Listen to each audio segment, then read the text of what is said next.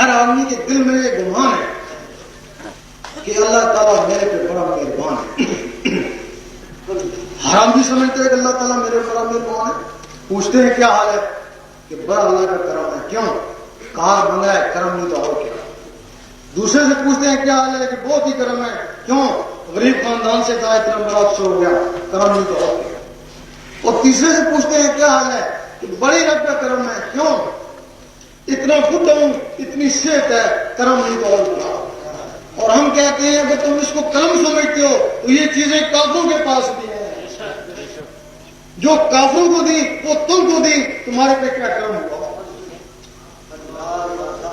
جو کافروں کے پاس ہے وہی تمہارے پاس ہے. تم کہتے ہو ہمارے پہ کرم ہو گیا. اگر تم نے کرم دیکھنا ہے کہ واقعی تمہارے پہ رب کا کرم ہے تو ذکر اللہ میں اللہ میں جاؤ.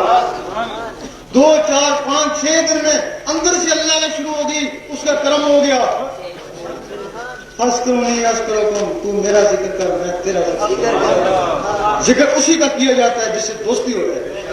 اگر کوشش کے باوجود اللہ اللہ نہیں ہوتا، الٹا اس سے گھبراہٹ ہے ویسے تو ہوتی ہے. یہ اللہ اللہ کے مخالف ہو گئے تو تمہارے گھر کا کوئی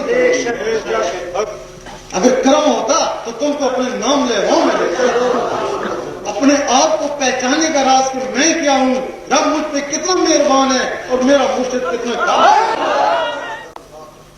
اس کے لیے یہ ہے ہمیں ایک راہ ملا تھا. ہم چاہتے ہیں کہ باقی مسلمان بھائی بھی اس سے مستفید ہوں.